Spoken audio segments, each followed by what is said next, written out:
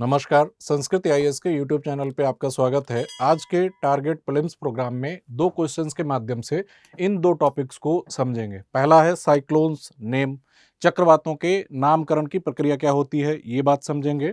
और दूसरा है इंडियन स्टार टॉर्टवाइज, भारतीय स्टार कछुए के बारे में कुछ बातों को समझेंगे। पहले तो पहला प्रश्न देख लीजिए।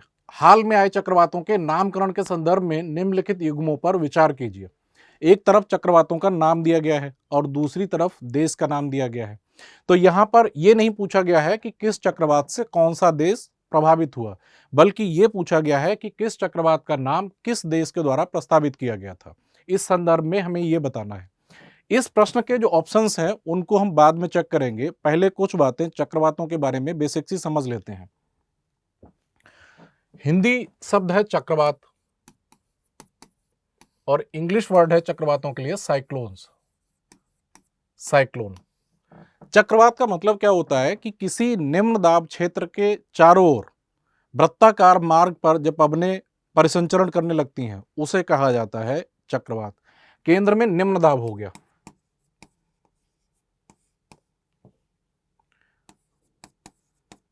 मान लेते हैं इस क्षेत्र में निम्न दाब है और इस निम्न दाब के चारों ओर पवनें वृत्ताकार मार्ग पर जब परिसंचरण करने लगती हैं तो इसे कहा जाता है चक्रवात।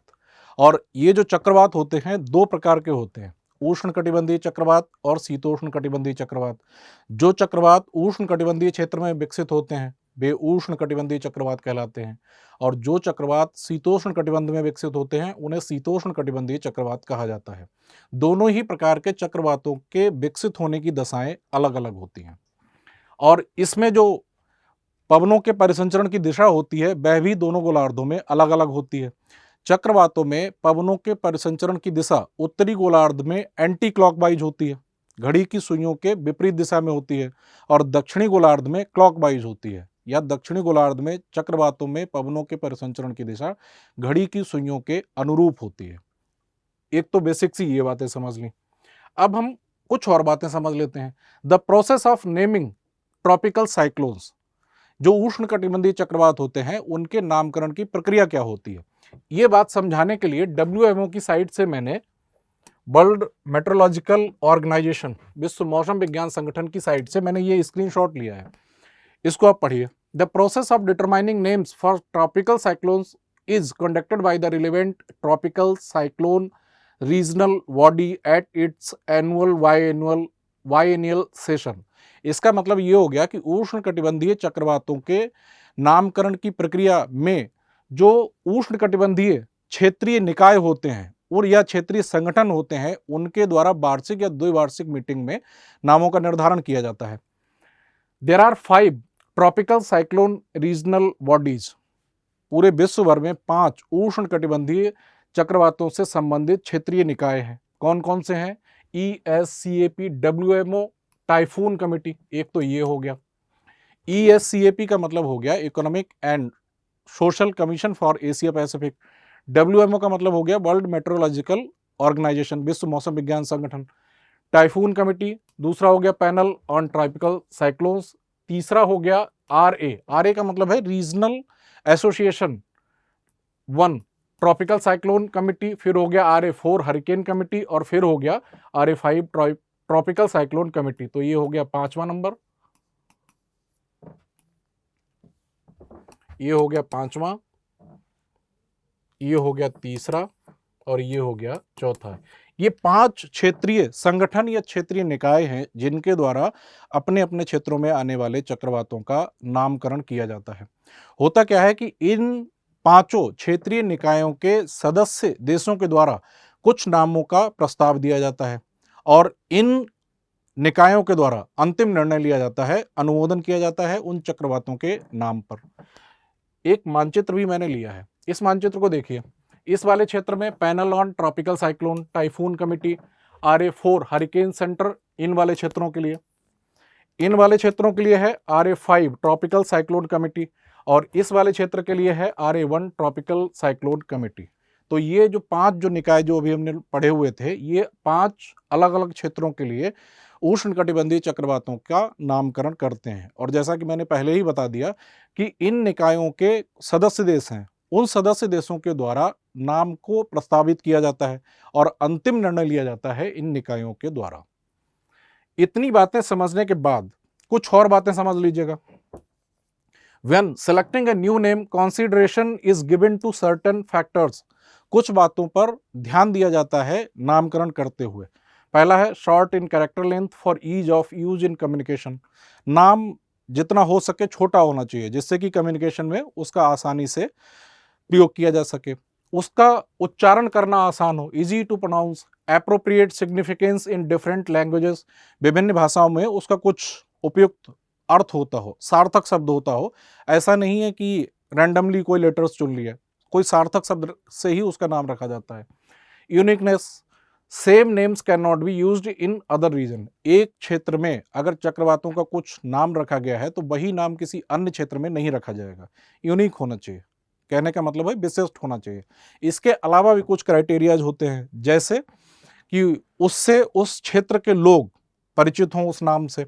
इसके अलावा उस नाम से किसी संस्था को, किसी भावना को ठेस ना पहुंचती हो, कहने का मतलब है न्यूट्रल वर्ड होना चाहिए। तो इन सारे फैक्टर्स पर ध्यान देने के बाद इन 5 क्षेत्रीय निकायों के द्वारा अंतिम रूप से नाम का अनुमोदन किया जाता है। अब यहां पर प्रश्न देखिए। प्रश्न है, एक तरफ चक्रवातों के नाम दिए गए हैं और दूसरी तरफ देश। चक्रवात फेंगल भारत के दक्षिणी तट पर प्रभाव डालने वाला चक्रवात था। श्रीलंका, भारत के दक्षिणी तट पर इस चक्रवात का प्रभाव था और ये जो नाम दिया गया था ये सऊदी अरब के द्वारा दिया गया था, ये बात सही है। दूसरा है चक्रवात दाना का नाम कतर नामक देश के द्वारा दिया गया था, तो ये बात भी सही है। अगला है चक्रवात रेमल के आगे लिखा हुआ है थाईलैंड। चक्रवात रेमल थाईलैंड के द्वारा सुझाया गया नाम नहीं था, बल्कि ओमान के द्वारा सुझाया गया नाम था। चक्रवात रेमल का नाम ओमान के द्वारा दिया गया था और चक्रवात सितरंग का नाम दिया गया था थाईलैंड के द्वारा। तो इसमें आप लोग देखेंगे कि तीसरा और चौथा जो पेयर दिया गया है वह सही सुमेलित नहीं है। उपर्युक्त में से कितने युग्म सही सुमेलित हैं? अब इसमें पूछा यह गया कि कितने पेयर सही सुमेलित हैं, तो आप लोग इसमें देखेंगे कि पहला और दूसरा 2 पेयर सही सुमेलित हैं, इसके साथ ही 2 पेयर सही सुमेलित नहीं है।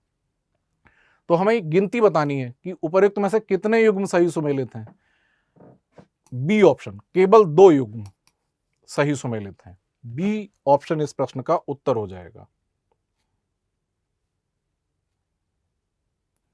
अगला प्रश्न है, भारतीय स्टार कछुए के संदर्भ में निम्नलिखित कथनों पर विचार कीजिए। यह प्रश्न भारतीय स्टार कछुए के बारे में है। पहले तो यह समझ लीजिएगा कि भारतीय स्टार कछुआ न्यूज में क्यों बना हुआ था। हाल ही में रिसर्चर्स ने इंडियन स्टार टॉर्टॉइज या भारतीय स्टार कछुए के 2 जेनेटिकली डिस्टिंक्ट ग्रुप्स की खोज की है।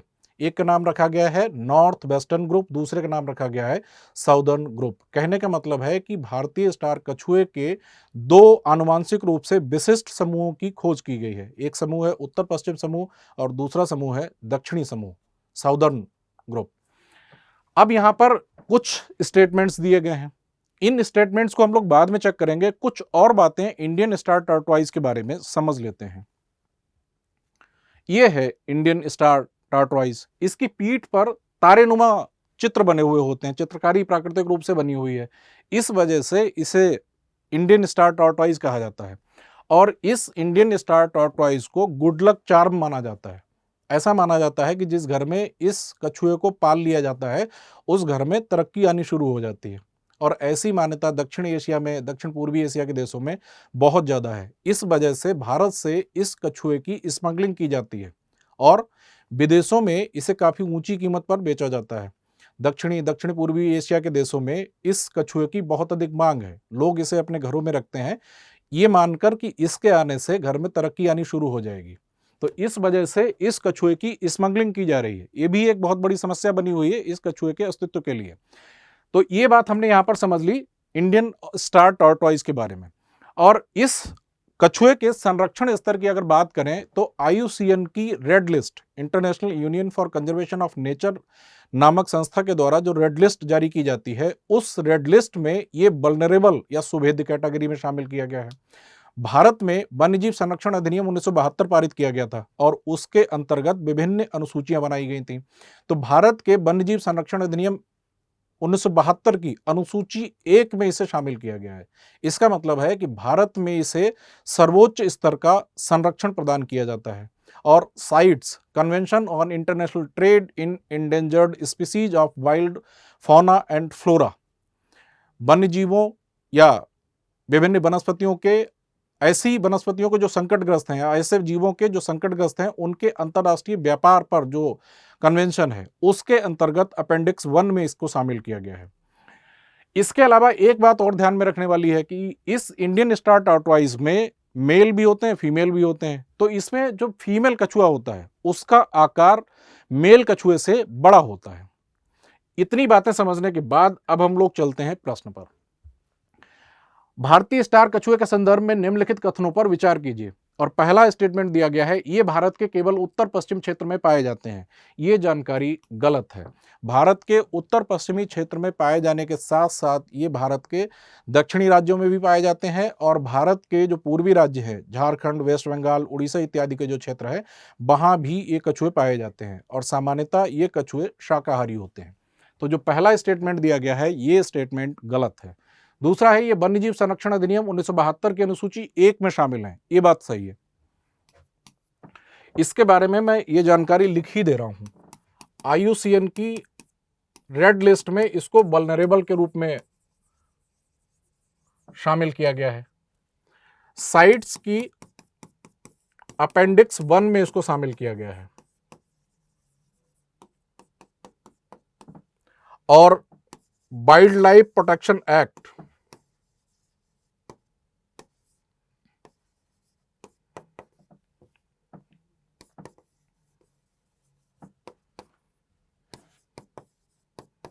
उन्नीस की अनुसूची 1 या शेड्यूल 1 में इसको शामिल किया गया है।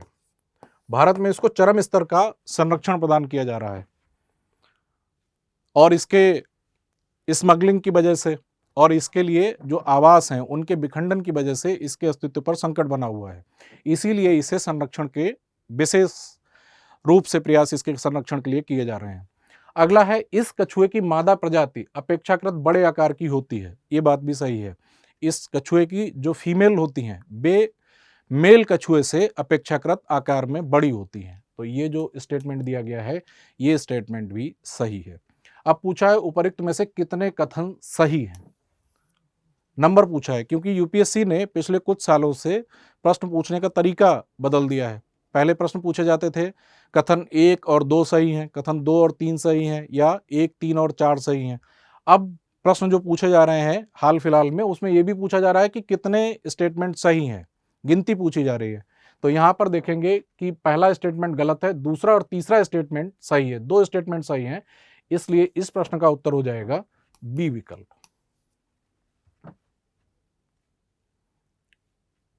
और ये है इंडियन स्टार टॉर्टोइज। और थैंक यू। और इसके साथ ही ये क्लास समाप्त होती है। अब हम लोग अगले सेशन में मिलेंगे।